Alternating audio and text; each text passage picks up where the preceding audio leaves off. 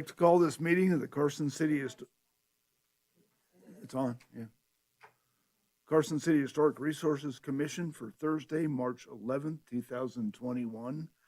It's 5:30 and we're at the Bob Crowell Boardroom on East William Street. Public notice, the meeting is not officially open to the public. You can watch it on channel 191 or go to the city website, join by phone or through video conferencing. Wait, Danielle, can you call the roll? Chairperson Drews. Here. Vice Chair Schmitter. Here. Commissioner Block. Here. Commissioner Hayes. Here. Commissioner Darney. Commissioner Smith. Here. Commissioner Spielda. Here. A quorum is present. Thank you. Public comments. Is there any public comment on matters relevant to the Historic Resources Commission? I see no public comment at this time. Okay, thank you. We have minutes for approval from January 14th, 2021. Let's see. I'll entertain a motion. So moved. Second? Second.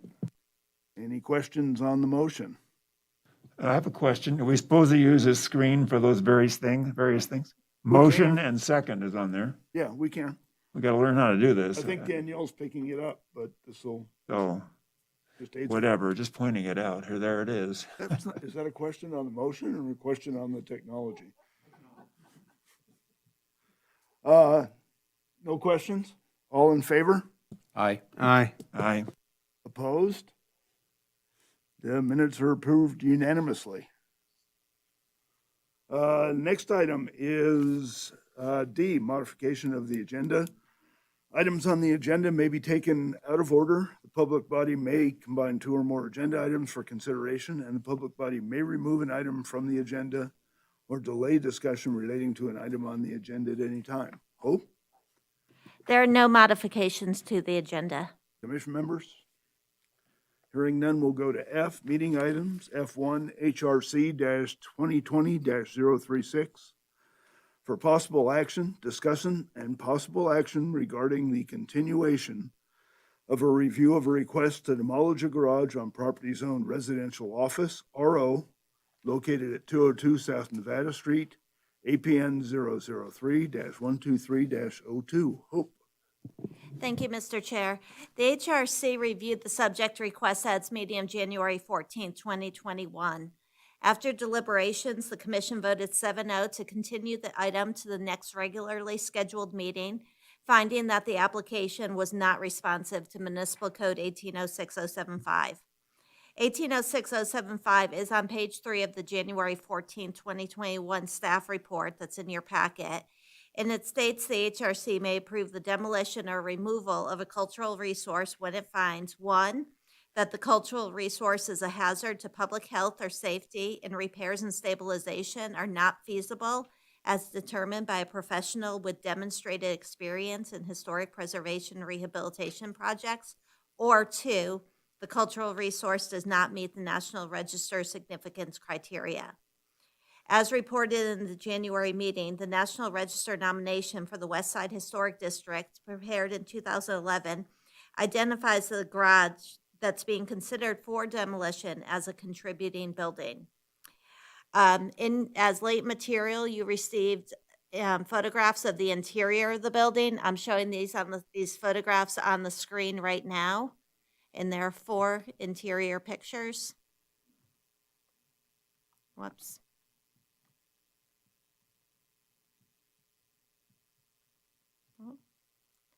And those are also with your late material at your seat. Also in your packet is an email dated February 24, 2021, and late material as well from the applicant. Based on the information the applicant has submitted, which is essentially those 2 emails, staff does not find that either of those emails is responsive to the Municipal Code 1806075 as requested by the HRC. Mr. Dam may have phoned in. I'm not sure. Mr. Dam, are you on the line? Go on mute. Okay. He may not have phoned in, but he is aware of the meeting. And with that, I'll turn it over to the commission. Hello, I'm here. Oh, it sounds like, Hello, Mr. Dam, is that you? it is. Can you state your name for the record? And if you'd like to address the commission, now would be a good time. J. Period Gregory Dam, D-A-M-M. And I have nothing additional to add. The regulation provides no clear-cut guidance for who someone is that has experience in historic buildings. I provided the opinion of a general contractor who's worked on historic buildings. And Ms. Sullivan, you sent me a notice that that wasn't sufficient, although you accepted the original application. And you went further and you said I have to obtain an expert in historic preservation, which, as I read the statute, far exceeds the requirement of the statute. And I feel I've done everything I can without spending inordinate sums of money to bring this matter to your attention, which was previously deemed not worthy of saving 23 years ago, and now surprisingly it's now more valuable than it was then. That's all I have to say. Thank you so much. thank you, Mr. Dam. Is there any commission member questions or comments? Don? I made kind of an issue of this at the last meeting, and I have visited the site twice now. I went to the building and saw the condition of the inside, and by no means am I an expert, and I'd like to see this building saved if at all possible. When I went through it, and I don't know if any of the other have gone through it, I was kind of in the impression that there would be a little bit more shear there than the tin that's on the outside. If you looked at I'm going to start with the tin and the condition of the rod at the bottom where it's, touching the dirt, the lack of any kind of shear. In order to move the building, you have to take it off in panels. There's no way to actually lift that building to move it.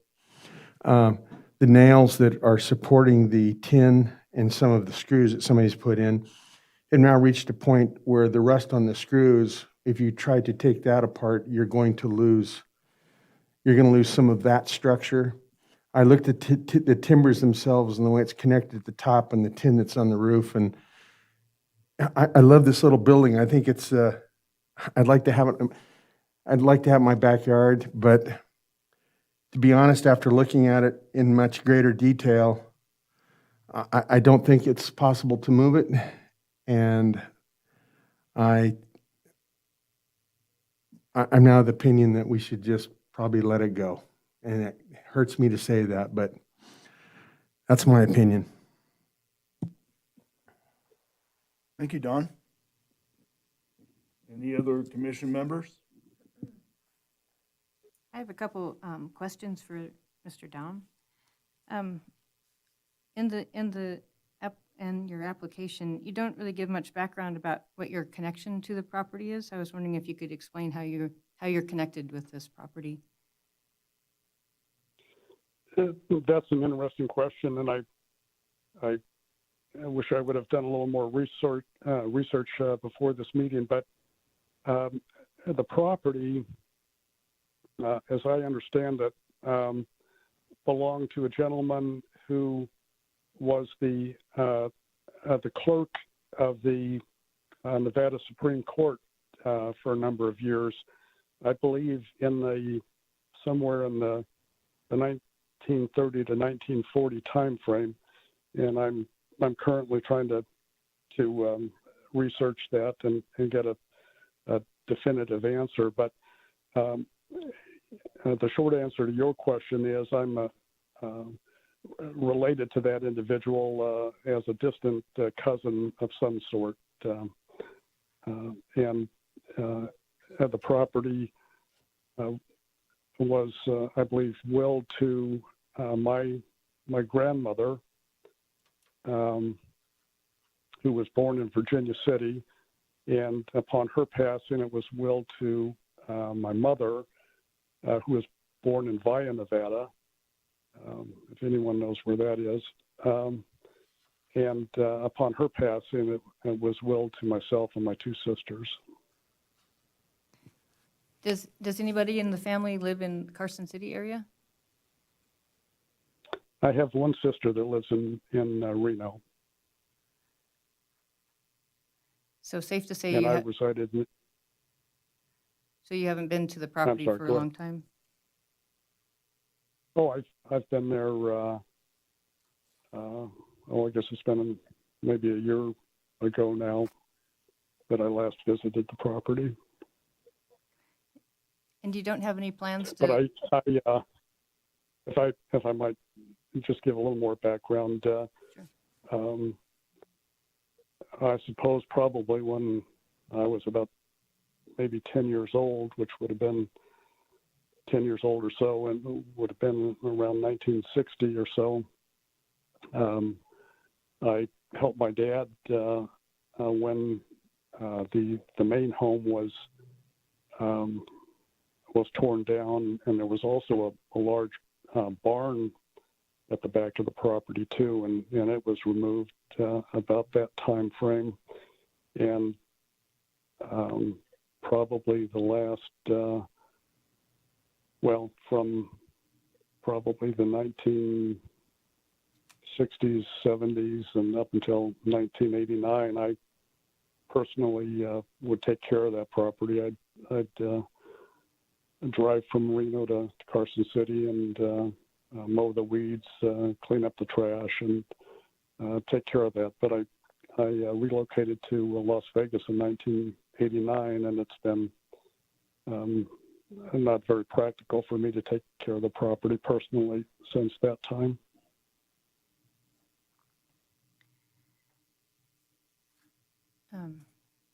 I appreciate your family's connection to the property, and I'm wondering if you're aware that another item on the agenda tonight is the Curry Street improvements that are going to be made along Curry Street, just a block over from, actually adjoining your property on the east side of the property, across the street. And I'm wondering, with the improvements there and the sort of the interest of the historic district, the National Register listed district that's been nominated now and listed, and sort of the general pedestrian corridors they're trying to make, that this building might have a chance of being rehabilitated if the property was sold, that maybe the next person owning the property would be interested in saving it. And that it wouldn't take very much to just stabilize the building as is. And that would be a way of keeping it there for a few more years to see if there's another property owner or an interest within the community to either see it saved, moved, or repurposed. Well, it was my understanding that that was one of the reasons that we continued this hearing for 60 days, to allow that possibility to be explored. But I did not hear from anyone, and which I guess leads me to believe that no one's really too interested in the building.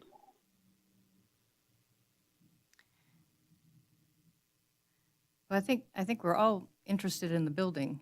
It's just a matter of capacity for us. And seriously, it doesn't seem like the building's in anybody's way right now. It's just it's sitting on pretty much a blank parcel at the edge of the parcel. Well, So it.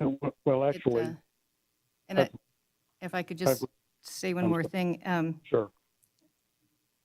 although it wasn't valued 23 years ago for what its character, has become more historic now because of its age and because it's more of a unique building now, especially since it's kind of a transition between, you said there was a barn on the property, and then this is sort of the change in the 1920s, between the barn that had the horse in it and this little garage that had the new automobile in it.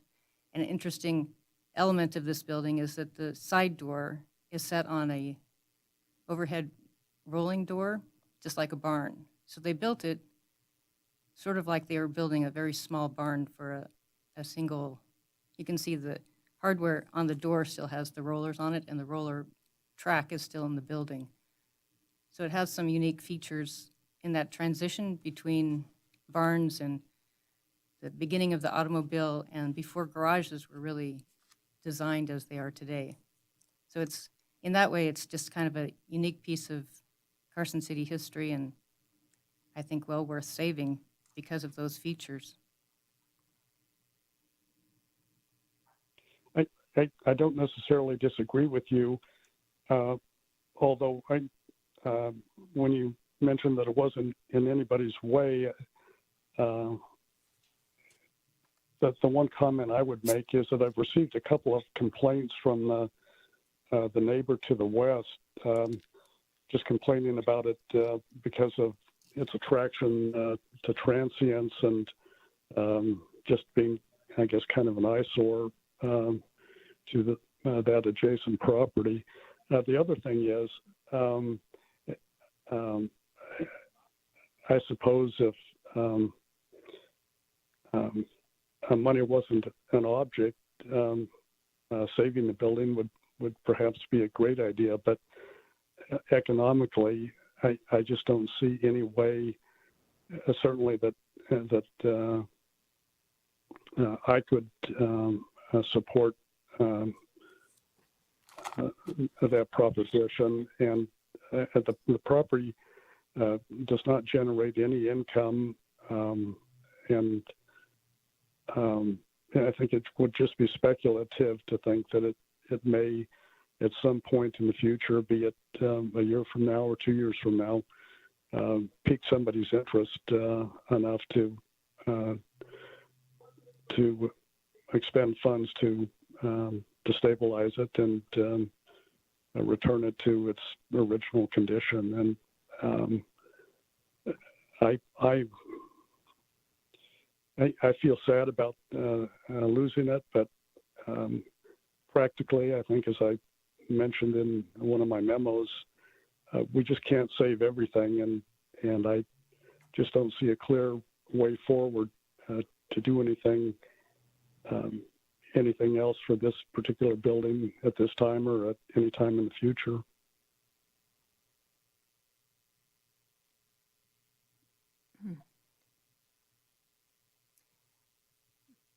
Are there other commission member questions, comments? Lou, do you have more?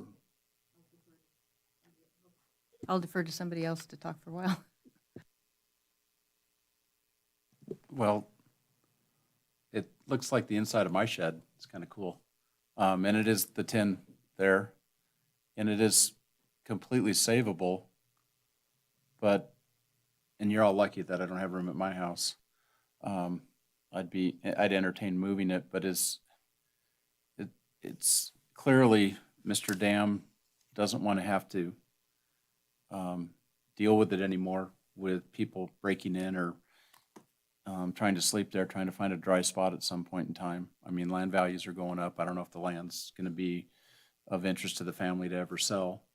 They've had it in the family for a long time. I think it is savable. I think it is movable, but where do we go from here? He wants it gone.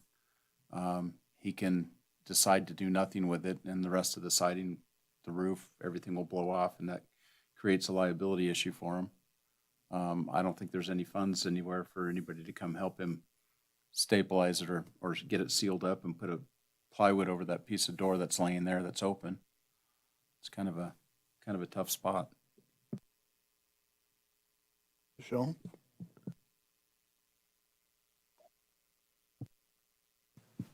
So this question is for Don. You don't think this can be moved very easily? It doesn't have a floor, so that's the big challenge.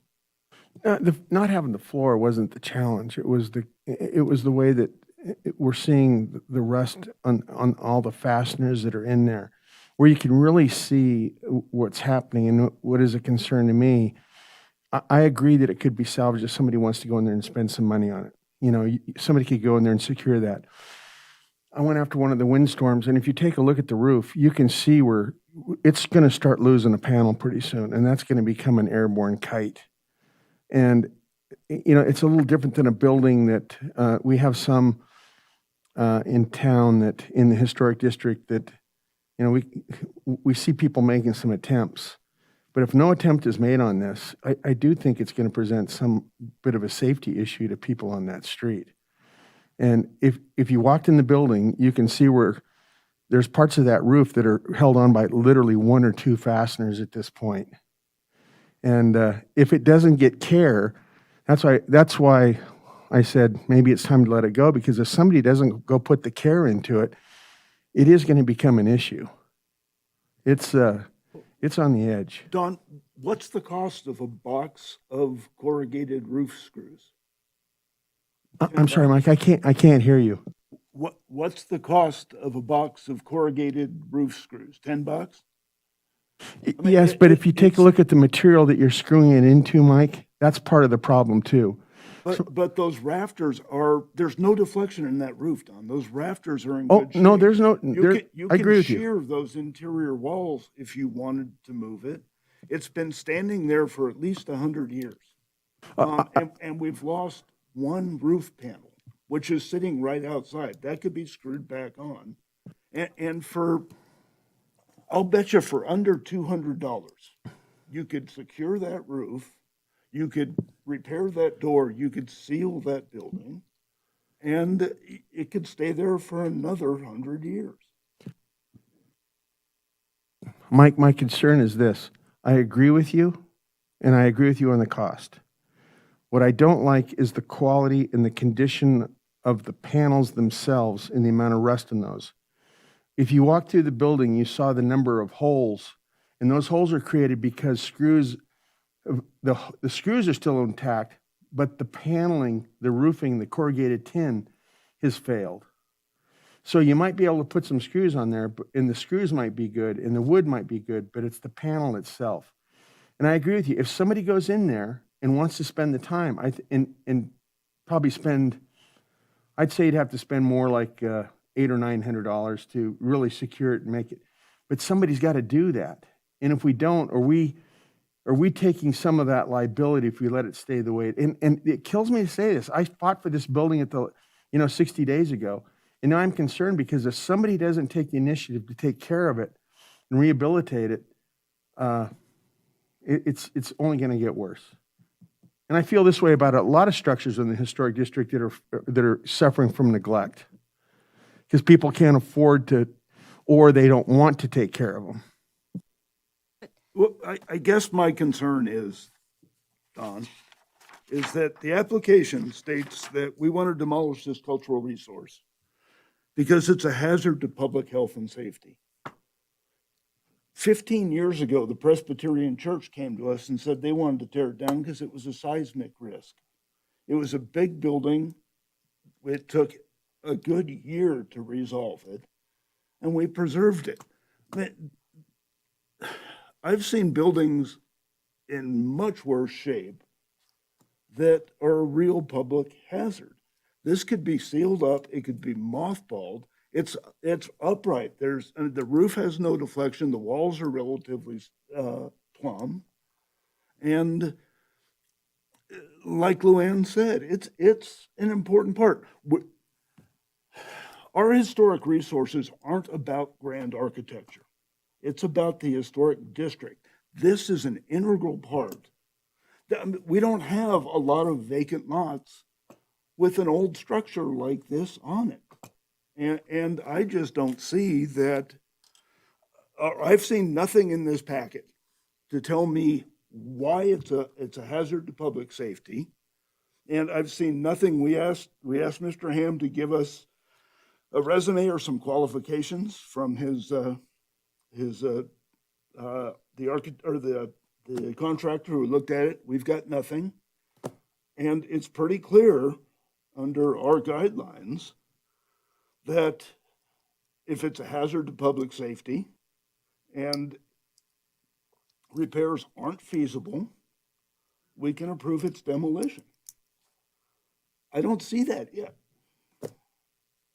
You know, Mike, this is where this board lacks some teeth to be able to say, and you brought up some very good points. If it were mothballed, if it were secured, but we don't have the ability as this board to mandate that that takes place.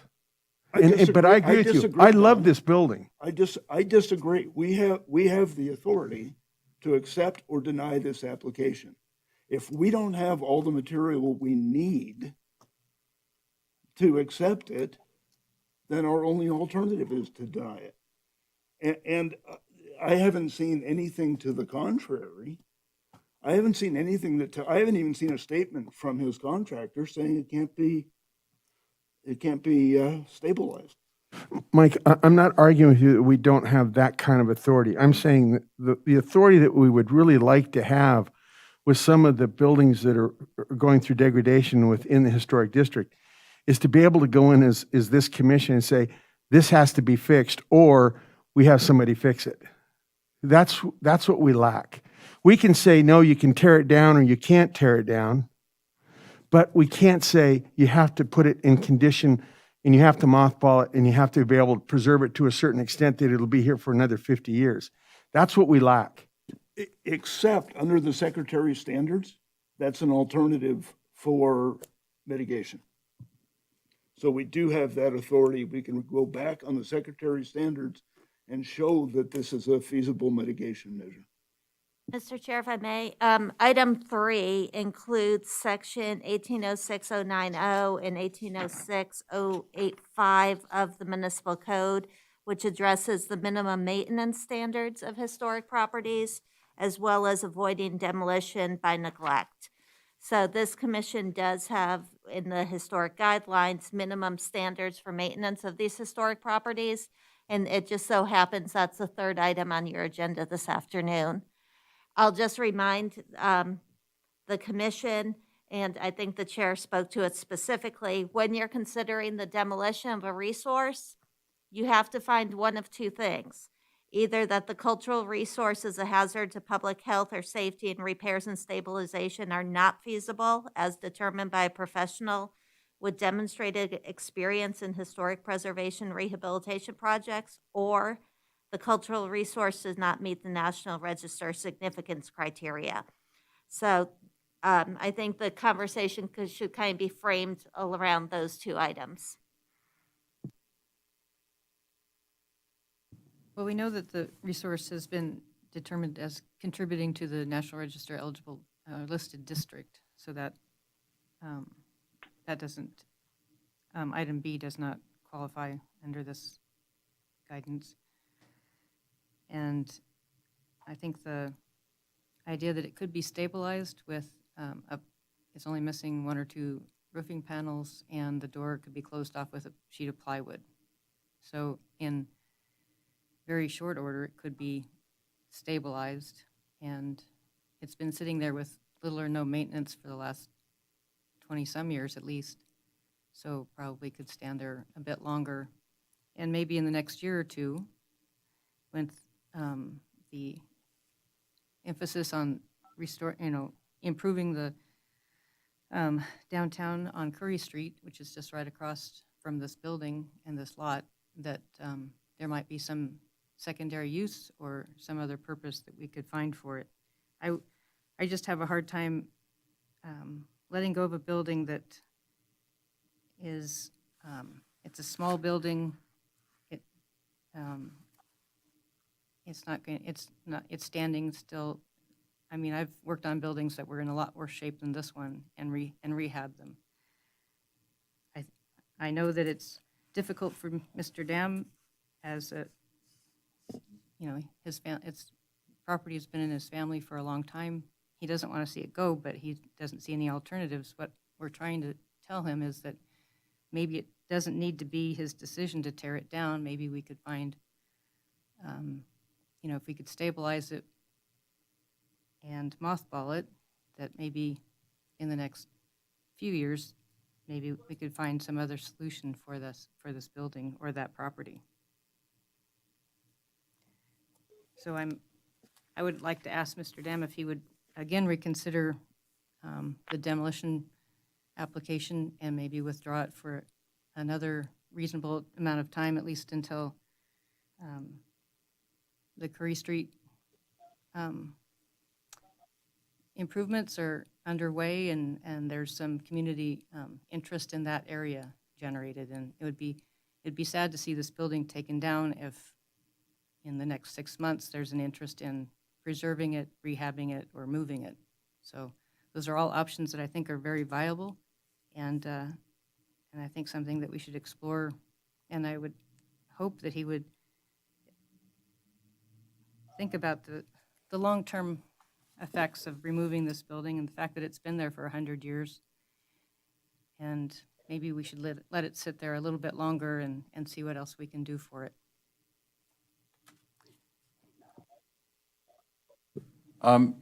The way I look at it, Mitsu Yamamoto's got one right behind my office, same building, same doors, same everything. It's been there for 100 years. We talk about a box of galvanized roofing nails with grommets being $25. We talk about 200, we talk about 900. If Mr. Dam is willing to, I'll come up with the money. I don't really care. 200, 900 to save it. I think it's worth it. I don't know if he has the money or doesn't have the money, but it's not income generating for him. So why should he put the money into it? It makes him sad. It makes us all sad, but unless we do something or step forward or to do it, it's not going to happen. Putting those metal panels back on, that corrugated tin, you can find that style tin everywhere, unlike my shed. But, if it's taking to screw it or nail it or get the thing mothballed and get a piece of plywood over that door opening, I'm willing to throw the cash out there if we can do that. I don't even know if that's possible because Jed, there's no willingness. I think we need to focus on 1A under. Well, here's the truth of the matter. 1806075. We can do whatever we tell them to do. This board is not the Okay. Carson City Historical Society. We're Thank not God. here to help preserve things. We're here to make sure that things are preserved. Okay, well, here's The item under consideration is this resource a hazard to the public health or safety, which the applicant says is his justification for removal? And if so, is stabilization feasible? We've seen nothing, I've seen nothing in the last meeting or this one that tells me this is a hazard to public safety. And I've yet to see any qualifications of his contractor to say that it's not feasible to leave it remain standing. Well, and I think that's what we need. We can talk all we want about how to preserve it, what you can do, options of moving it, things like that. Those are all things where, if the applicant came to us and said, I'd want to remove this from my property. I've talked to the redevelopment authority. They would like to move it here. All this is being put on us, and it shouldn't be. It's the applicant's responsibility to provide to us the information we need to make a decision. And I'm not seeing it yet. all my points May I- is that if he doesn't touch it, it will be a hazard. One of those panels is off. Have you seen what a piece of tin can do to a car like I have in the last year? When it flies off, that's what I'm concerned about. If that's the case, Jed, we're making that decision based on our assessment of the property. And if we want to make that our precedent, that this commission that an applicant can come in anytime and say, I want to tear it down because it's a hazard and I can't restore it. if it's then incumbent upon this commission to go out and research it, check it, look at other alternatives for preservation, we can do that, but we're going down a path where we're going to be the ones in charge of taking care of that stuff. I mean, we've had lots of applicants come in with incomplete applications, and it falls on us to preserve this stuff. We're trying to preserve this district. This building can be reasonably or stabilized. And I mean, Mike, what we're in the process of doing is accepting that it's a public hazard based on the fact that someone says it's a public hazard. And that's all it is. There's nothing from a contractor that says anything else. Mike, I want to admit that I misspoke. I forgot the role of this board, and I agree with you. I think I let the building kind of sway me a different way. It really does have to fall upon the applicant to prove to us with the guidelines that are established that this building can't be saved, that it is once we start to tread where I was going, and you're bringing right to the forefront, we start to accept some sort of liability here. And I apologize. I overstepped what I think my role on this board is, and that we really have to go back to exactly what you're talking about. It's not up to us to determine if it's safe. They have to prove to us that it's not safe to give us the justification to then make a motion to demolish the building. And so I stand corrected. May I be heard? This is Greg Dam. Go ahead, Greg.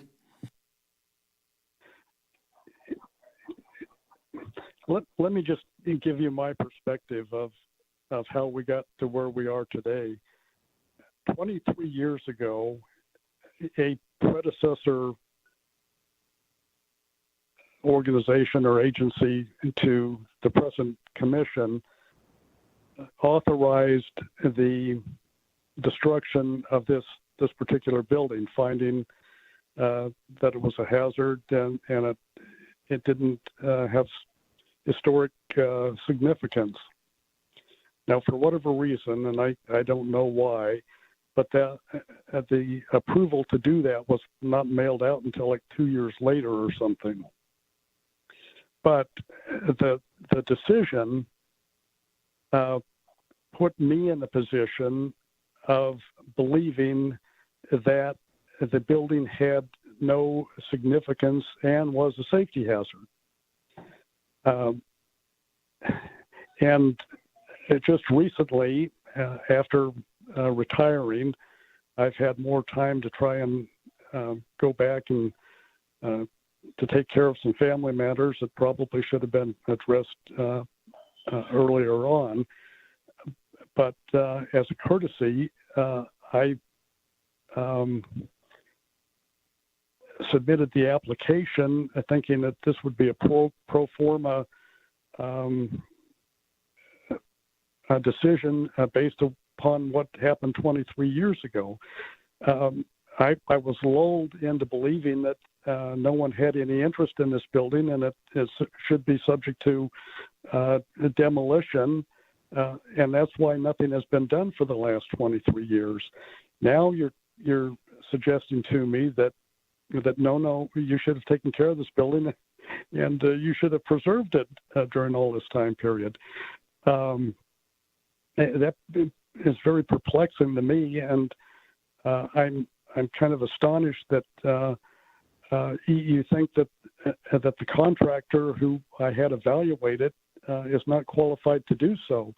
Your regulations don't indicate what it takes to become somebody who's knowledgeable in the restoration of historic buildings. There are no guidelines. There's no direction for how someone would meet that ambiguous standard.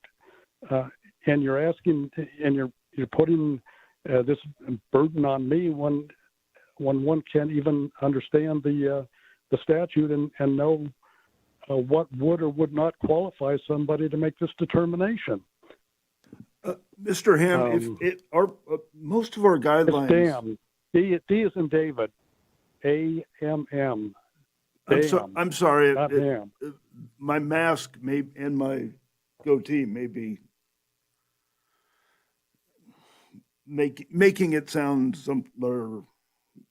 like I'm pronouncing your name wrong. Okay. But here's the thing. If you look at the Carson City Historic District guidelines, we pretty much follow the national or the Secretary of Interior standards. They set out standards for historic preservation professionals. So you can find that, and it's referenced in our guidelines. If I were, if it was me making this application, the first thing I would have done was made sure that the contractor doing the review submitted his qualifications and gave us his evaluation. We don't have that. You have the evaluation. Pardon? You have the evaluation. We have a paragraph. But I could write that paragraph or my son could write that paragraph. And I have no idea if this person meets those standards. 23 years ago, this was not listed on the 23 years ago, this was not listed on the National Register of Historic Places. If I were making the application, I would have gone back to that original application and pulled the information that was submitted with that and let us reevaluate based on that. You could pull the transcripts of that meeting. We have nothing. All we have is your application that says it's a hazard. We have one paragraph that says it's irreparable, and that's it. And that's just not sufficient. We asked you. I distinctly remember asking you for qualifications from your contractor. We don't have that in your new submittal. It's You hard didn't ask for me us. for qualifications. How many historic rehabilitation projects has he done? Is that one of the standards? That would be if we're looking for someone. If we're looking for someone with demonstrated experience in historic rehabilitation projects, that would be something I'd want to see. Well, what are the standards, though? You mentioned there are standards. What are they? Where are they? Where can they be found? They were never sent to me. They're not part of the application process. I don't know what the standards are. The Nevada State Historic Preservation has copies of the Secretary's standards and requires it for any professional doing historic preservation. I believe community development also has those. They're referenced in our policies and procedures. Get in touch with the Nevada State Historic Preservation Office. I believe they even maintain a list now of architectural professionals for consultation. Well, that's all fine and good, but that doesn't have anything to do with what the Carson City Municipal Code has. It's got everything to do with it. Our code says by a professional with demonstrated experience in historic preservation rehabilitation projects.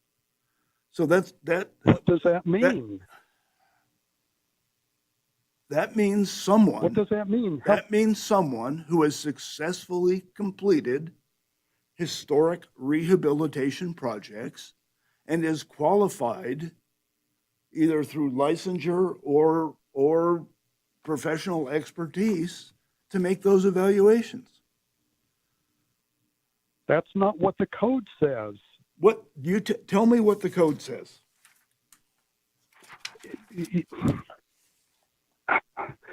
The code says somebody that's I think it says somebody that's knowledgeable or experienced in the restoration of historic buildings, but it doesn't say how many buildings, how many years. It's just it's a general definition without any specifics.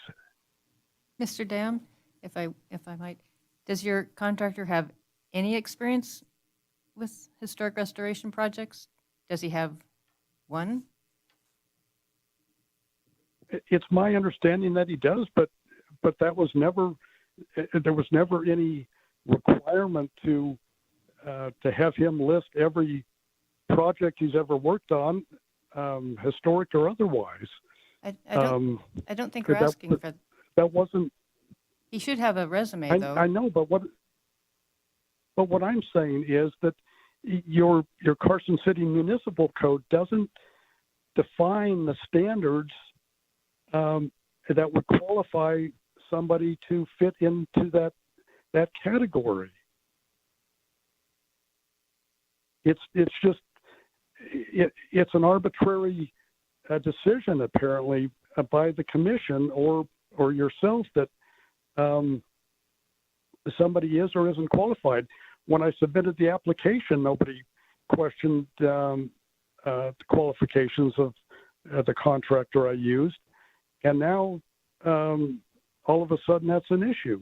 It's referenced in the Secretary of Interior standards. I don't have my laptop. I can't pull them up right now, but it's available. You Well, can the go on. Secretary of- Excuse me. You can go online and you can Google Secretary of Interior standards for historic preservation, and you will find those qualifications described. But those qualifications are not part of the municipal code. We I mean, reference sure. our policies are based on the Secretary of Interior standards and Carson City Historic District guidelines and policies. They're referenced in there. They're not explicitly stated, but we reference back to those standards. Mike? Well, that's fine, but that doesn't afford an applicant due process notice of what standards he's supposed to meet.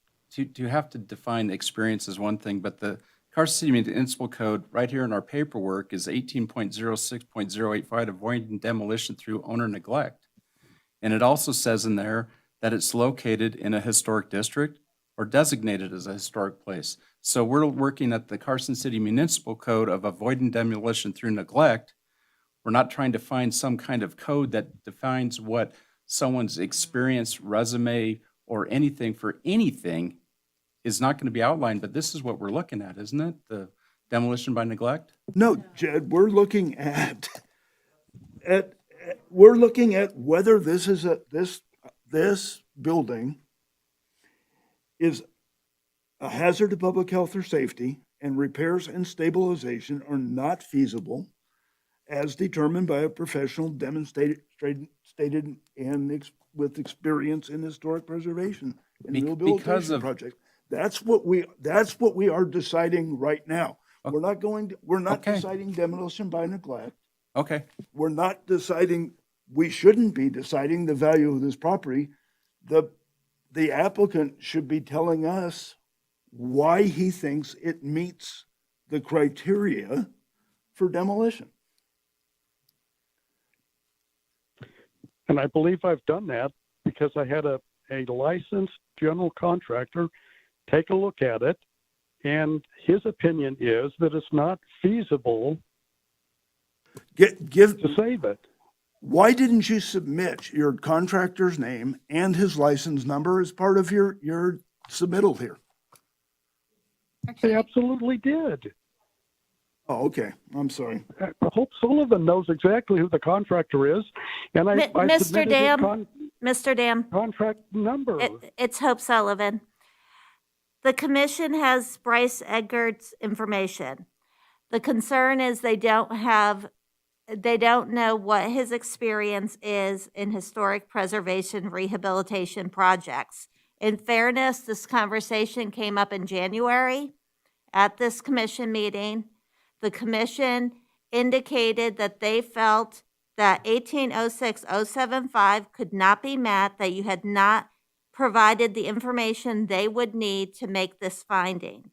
They specifically did ask about Bryce's experience, and there has been no supplemental information provided. And right now, where the commission is where they were 2 months ago. They're looking at the exact same findings they looked at 2 months ago when they said, we need more information to make this finding. And now they need to decide how they want to proceed. But in fairness, they did not receive a resume on Mr. Eggert. Hope, do you have his The license code classification? section-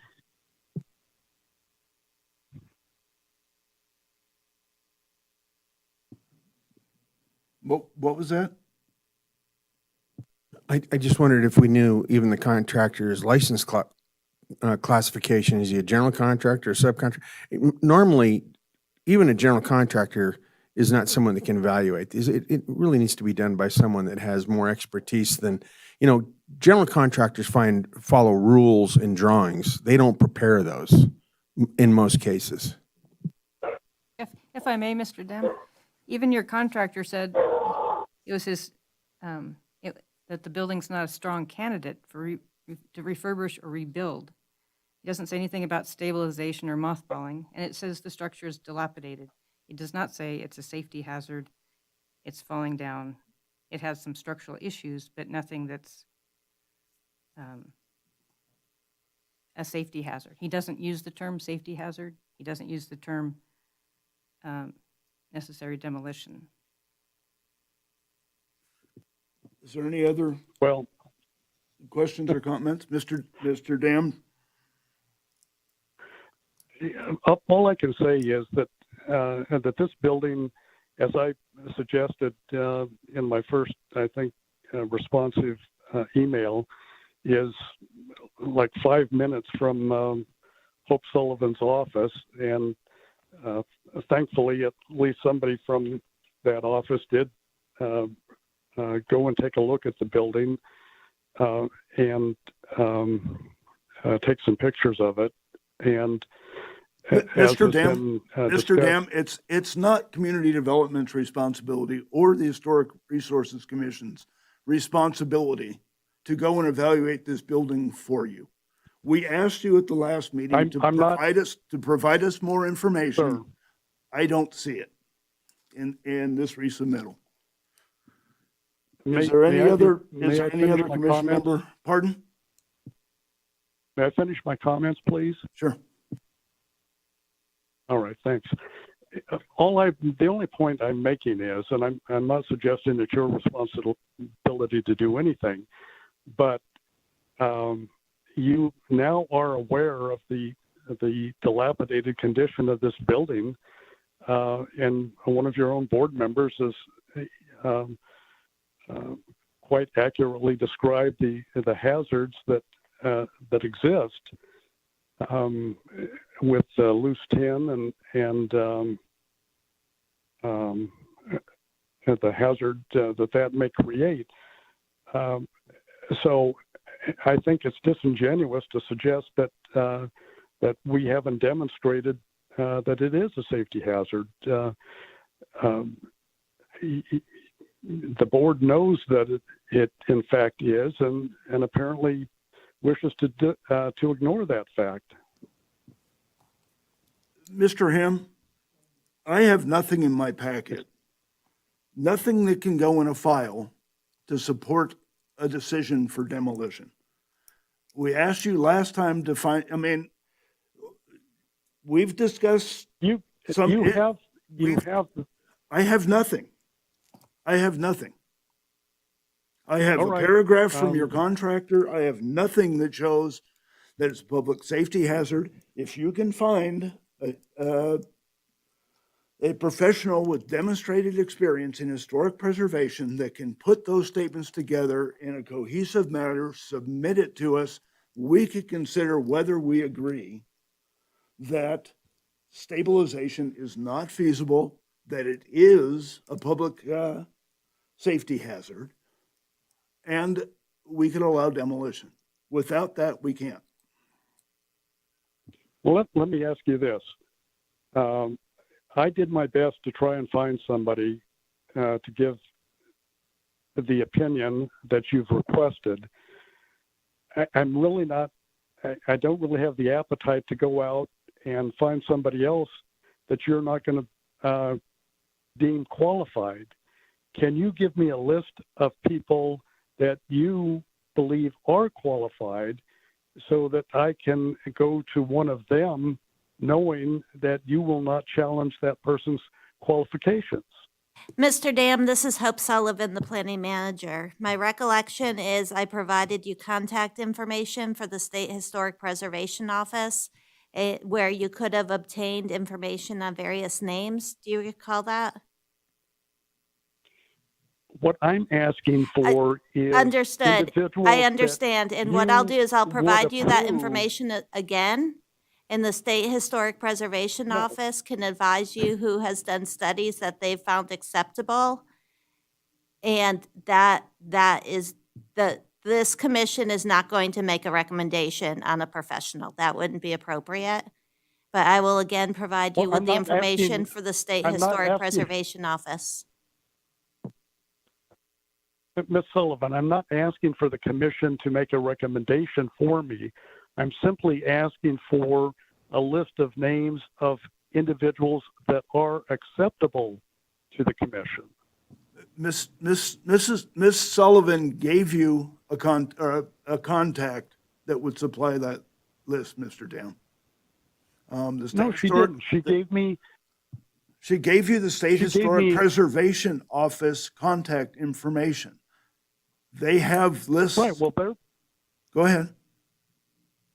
are you saying that anybody that they recommend to me would be acceptable to you? Absolutely. The people on their list meet the Well, why did you secretaries. say that in the beginning and put that in your application? I didn't make an You had me run application, down a and rat Hope supplied you with that information. She supplied it to me after the fact, and she didn't indicate that any of those people or all of those people would be acceptable to the commission. Did you contact the State Historic Preservation Office? No, I don't have the funds to go out and hire another contractor to make another assessment. I have no idea how much that would cost, but apparently the cost factor is not something the commission is concerned about. But I am. Mr. Chairman? Mr. Dam, would you like to continue this, or would you like us to make a motion? Well, I'd be happy to continue, but I wish. If I we can if we follow- continue it, it's incumbent upon you to provide us with the information we need, and I think we've outlined it pretty succinctly. Call the State Historic Preservation Office, find someone who's qualified as in historic preservation and rehabilitation projects. Give us the determination that it's not feasible to repair this, and that it's a public safety hazard, and then we could make a decision. All right. Well, let me play devil's advocate for just a minute. Assuming I find somebody and they say it can be saved, and I'm sure that with an unlimited amount of money, probably any structure can be saved. So, assuming that that's the response, then where are we? Then we're at a place where we find that your application does not meet 1A, and it does not meet 1B, so that we have to deny your application.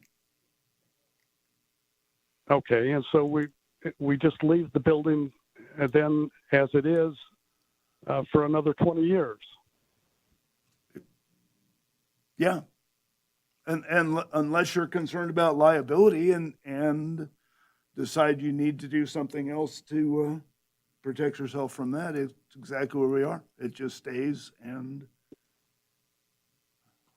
Show us it's a public Well, I'm- safety hazard. Show us that that you can't mitigate that public safety hazard somehow.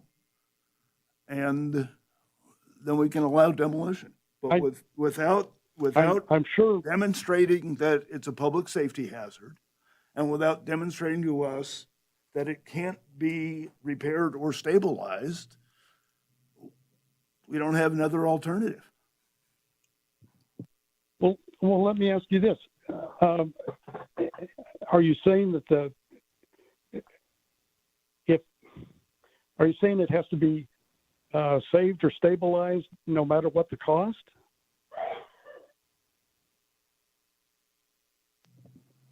No, there is I mean, you have a responsibility for the building as the property owner. And stabilizing it, as far as putting a piece of plywood over the door so nobody can get in it, would be a first step. And it would be not very costly. We're not asking you to rehabilitate the building or refurbish it. We're just asking you to mothball it so that it can remain standing in its current condition.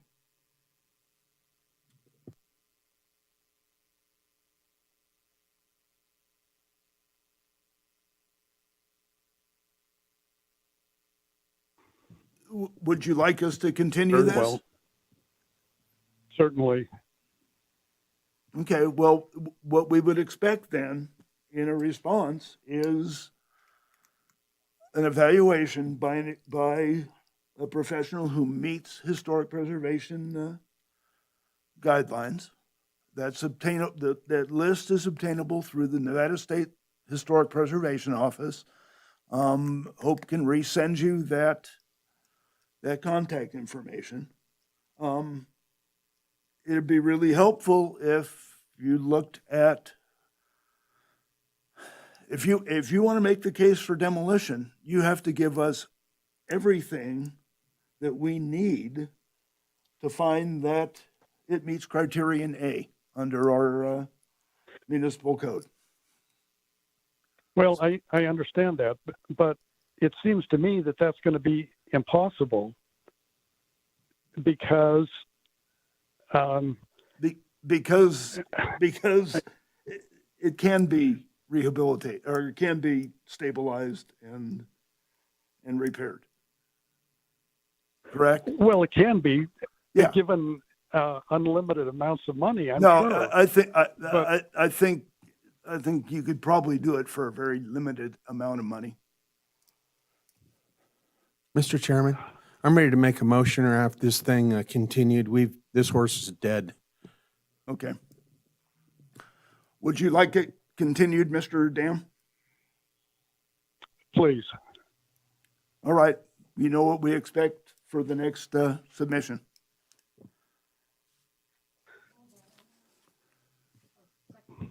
I'll second. We have a motion to continue in a second. Any questions? You understand what's required for the continuation? Okay. All in favor? Aye. What's the term of the continuation? Pardon? What's the term of the continuation? Ms. Sullivan will call you in the morning and go over those specifics. All in favor? Aye. Aye. Aye. Opposed? We'll continue this item. Thank you so much for your time. Thank you. Thank you very much. Next item on the agenda is F2 HRC 2021-0042 for possible action, discussion and possible action regarding a request for streetscape improvements along Curry Street between 2nd Street and Musser Street and reconstruction of the 3rd Street parking lot on property zoned public community, PC, located at 202 South Curry Street, APN 003-114-06. Hope. I have a disclosure. This was put together by the district attorney. NRS 281A.420 requires me to disclose a conflict of interest and abstain from voting when I have a disqualifying conflict. I have an interest in the property located at 112 North Curry Street. This agenda item involves the streetscape improvements on Curry Street between 2nd Street and Musser Street, which is in front of 112 North Curry Street. While I make this disclosure, NRS 281A.420 requires abstention only in clear cases. The streetscape improvements will not affect 112 North Curry Street differently from any other property on Curry Street between Second and Musser. I do not have any involvement in the improvements, and I do not believe that my judgment is materially affected. Therefore, I do not have a disqualifying conflict and will be voting on this matter. Thanks, Jen. Thank you, and I apologize to the team in Public Works that I didn't put you first.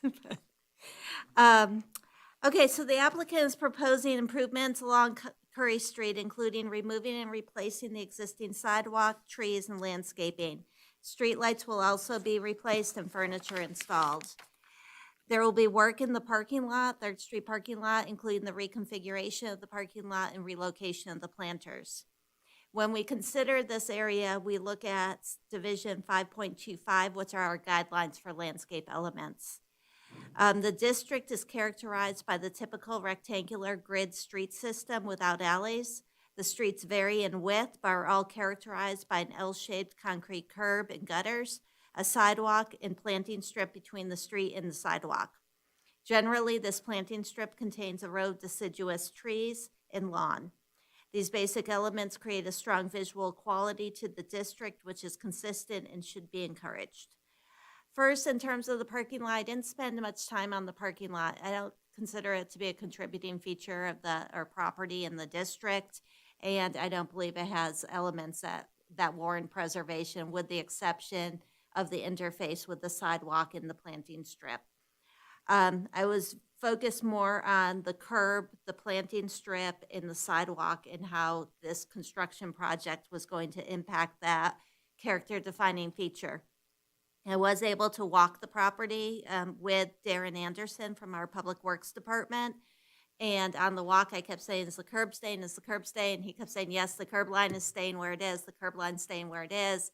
The planting strip is staying where it is, or it would just shift slightly, but it's in most parts, it's staying where it is. Two things that are happening is, one, trees will be removed and it will be replaced primarily with shrubs. If you had a chance to walk that portion of Curry Street, you'll see the planting strip is very narrow.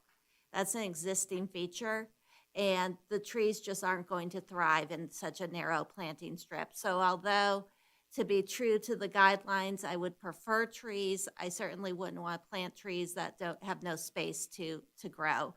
So I think the shrubs are reasonable in lieu of the trees. Also, in the northwest corner of 2nd and Curry Street, you'll notice on the very last page of the plan set, I think I have it here, there's a slight bump out at that corner. It's by Aunt Bee's, if you were out there. That bump out would not be consistent with the street system where the curb is just very straight. And so Darren and I, when we were on the site, talked about it, and he was going to see if it was possible to not have that bump out, but wasn't 100% certain because of disability ADA access. So I've included condition 5, which essentially says that bump out at the northwest corner of 2nd and Curry should be eliminated to keep the curb line as is, unless it is necessary for ADA compliance, because we certainly don't want to put the applicant in a position where they're in conflict with ADA guidelines. With that, I think it's a good project. I'm really happy that they didn't have a lot of bump outs. They really are staying true to the curb line, staying true to the planting strip, staying true to the sidewalk, which will help create the consistency in the district. On the line with us today is Darren Anderson, who's the project manager on this, Randy Rice, the city engineer, and Dan Stuckey, the deputy public works director. And I'm happy to answer questions. Thank you, Hope. There any questions? Could you just clarify on the map on the front page that goes all the way to, it's highlighted all the way to 5th Street? So what else is involved? The district doesn't go all the way down to 5th Street. The district on Curry is from Muller to 2nd. And so the application only captures the portion of the project that's within the district. But the project itself extends down to beyond Fifth. that, that's correct. Is the rest of the design, though, consistent with what's within the district? I mean, they're not going to change radically once they are out of the district, are they? I'll defer to the applicant because I only focused on the part within the district, and I didn't spend time on that. So Darren, do you want to speak to the balance of the project? Yeah, so Darren Anderson, project manager for Carson City Public Works. It is consistent all the way from Second or from Musser to Fifth Street. And as far as similar curb line, all the way from extent to the north to the south, and then planters in general locations as currently out there. And then are there trees on the corners? If not, they're not along the streetscape, but at the corners, it looks like they're going to be trees? Darren, do you There want are to speak trees. to that? Yeah. Oh, sorry. So there are trees at the corners, and depending on the location, some of the corners we had to move the trees away from being right at the corner just for sight distance and traffic concerns. I talked to Darren today, and I guess they're taking down 10 trees and they're adding 26 trees. And most of them are maples and stuff that's going to be able to survive more than 20 years and not be overgrown and not get in the way of infrastructure later on. Thanks, Jen. Any other? Are there a variety of trees or just mostly one type of tree? We have a total of 6 different species of trees going in. The prints that we have are really small, so if you could tell us what those trees are, that would be helpful. Yeah, absolutely. So it's a trident maple, an amber maple, a redbud, crabapple, spring snow flowering, and then flowering pear, and a hornbeam. So differences in flowering time, leaf configuration, and height conformance? I think this might be a little above outside of my typical experience here.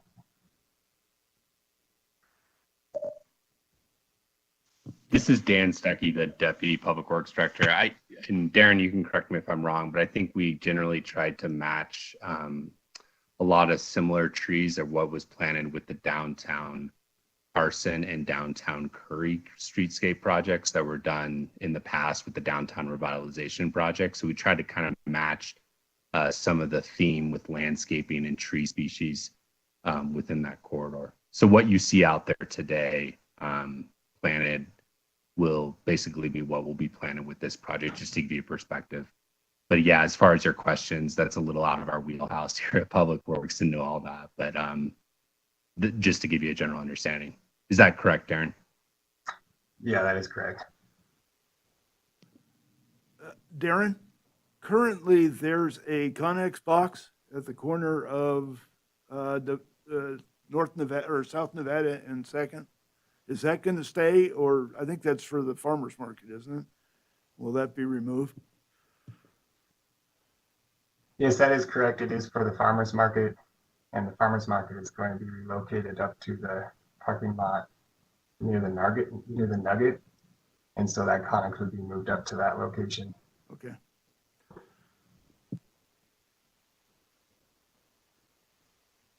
Any other commission member questions or comments? Is there any public comment on this item?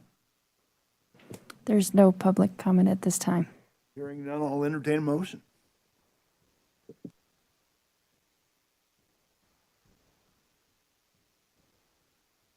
I'll make a motion.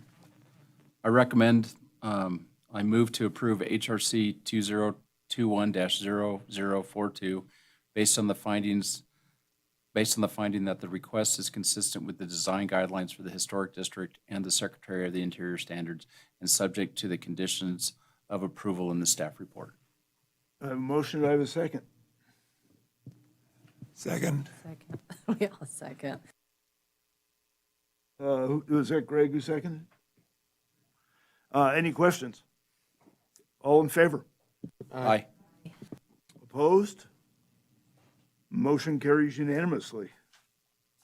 Next item, F3 for possible, or HRC-2021-0065 for possible action, discussion, and possible action regarding a review of Carson City Municipal Code Section 18.06.085, avoiding demolition through owner neglect, and CCMC 18.06.090, minimum maintenance of historic properties. Hope.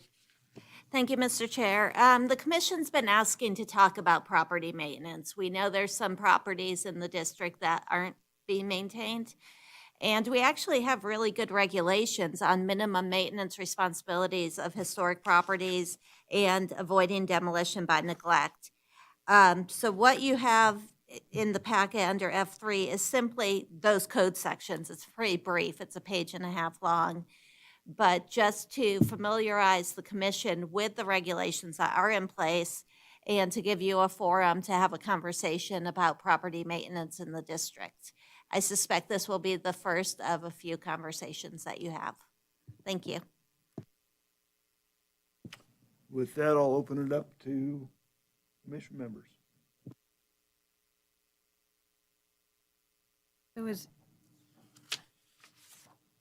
So if we find a property that doesn't meet the code for avoiding demolition through owner neglect, is there any enforcement standard that we can Yes, apply? this is a part of our zoning ordinance. So we have code enforcement officers who enforce the zoning ordinance. And as well as the planners are enforcing the zoning ordinance. So if we did have a case of demolition by neglect, we can notify the property owner that he's in or she's in violation of 1806-085, request that they secure the property and avoid the demolition by neglect. And again, if they did it, they come into compliance. If they don't do it, we would then pursue code enforcement. So I have a question, and I want to use the Cavell House as an example on the northwest corner of Division and Robinson. If you look at the front of the house to the very west side, there's that giant concrete pillar that is leaning, and the capital on the pillar is starting to look like it's going to come off. And if that thing goes over, the whole porch is, a significant amount of the porch is going to go over. So I don't know if anybody's living there anymore. I see things happen there occasionally, but what's our enforcement if code enforcement goes out there and writes them up and it's an older couple that doesn't have money, or maybe they're in a rest home? I don't know what then, because that's a significant piece. If that falls over, that's a significant cost. And I'm hearing a lot at this particular meeting about cost, and cost is not really the concern of this commission. That can happen outside the district. Thank you. So can the commission bring these properties to, I'm just wondering how they get brought to code enforcement. Can the Right, commission, code public enforcement citizens- operates on a complaint basis. So there have been some commission meetings where we had a case where somebody, I think, put in a sliding glass door, and that's still a pending code enforcement case in the district. So when you observe something, if you let me know, or you can go directly to our code enforcement officers, I will advise them. And I also, because it's in the district, I ask them to keep me in the loop on how the enforcement's going. You had the code enforcement recently on that house that, remember, he was redoing the porch, that house. So that started as code enforcement.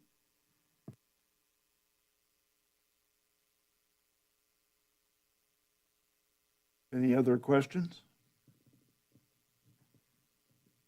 Comments? Do we want to continue this? Do we want to individually take it upon ourselves to see what properties we may want to look at further?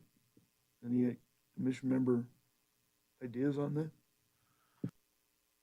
Is it something we can direct you to look into, or is it something we need to do? Well, because code enforcement operates on a complaint basis, we don't tend to go proactively searching for problems. So I think if, as you observe things, certainly bring it to my attention, and I can bring it to code enforcement, but I don't think it would be appropriate for me to walk the district looking for problems. Thank you. Oh, sorry. But no, I'm happy to be the go-to if you have observations. So can I make a complaint about that house on Division and Robinson? Okay, thanks.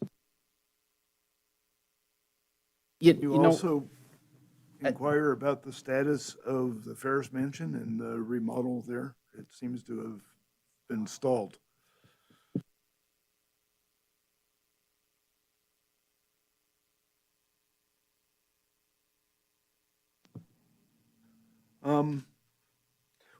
Why don't we keep this on the agenda as just a staff report or something?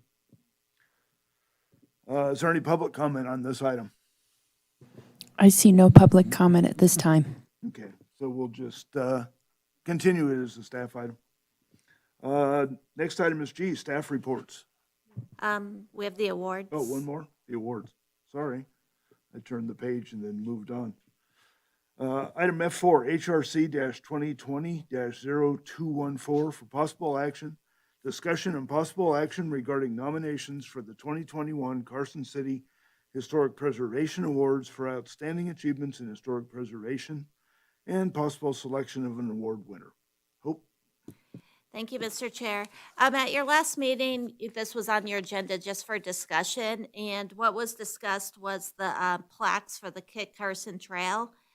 And there was discussion about David Peterson, but David Peterson works for the Carson City Culture and Tourism Authority. So I believe the appropriate recipient, if that's where the commission would want to go, is the Carson City Culture and Tourism Authority. I think supporting players as part of that project were Silver State Industries and Public Works.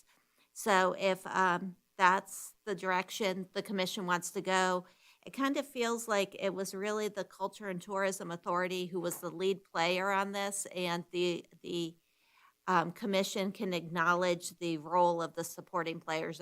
I suspect the authority would want to acknowledge that role as well. Whoever you select for this award will receive the award at the board meeting in May. Are there any other nominations or ideas? I kind of like the idea of keeping it to one instead of multiple like we used to do, just because it makes it a little more special. But if there's any other ideas, let's get them out and we can make a choice. I think it was just a very significant project that it affected so many properties. And so many people were involved. It's not like there's just one individual that's being, recognized. Can we call out the supporting, do one award and call out the supporting players? Because, I mean, Public Works and Silver State Industries really did do a great job on that, too. It was a team effort. So, any questions, comments? Any public comment? I see no public comment at this time. I'll entertain a motion.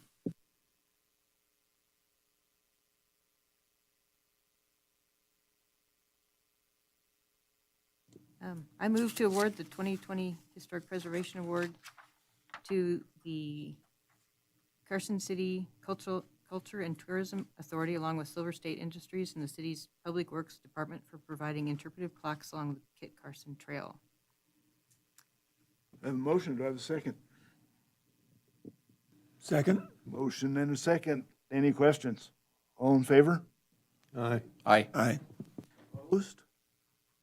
Motion carries unanimously. Now we'll go to G, staff reports. Thank you, Mr. Chair.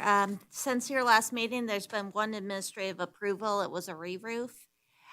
We have had some changes at the staff level. You used to receive your packets, I think, from Shelby.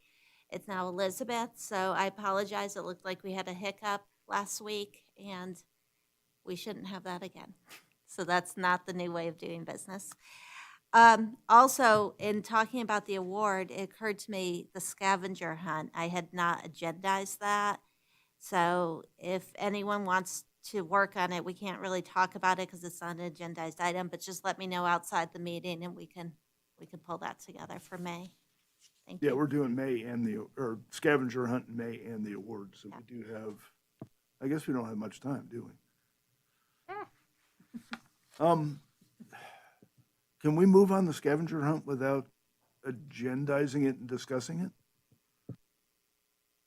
Is anybody going to volunteer to take the lead and to help, and then I can just follow up with them?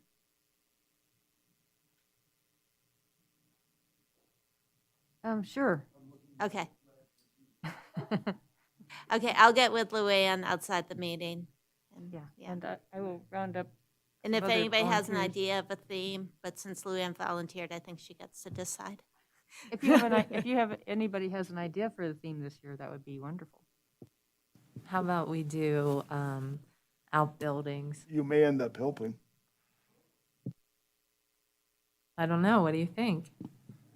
I had a thought maybe, We're not agendized on this, but just an idea that I thought I might have, We're- foundations.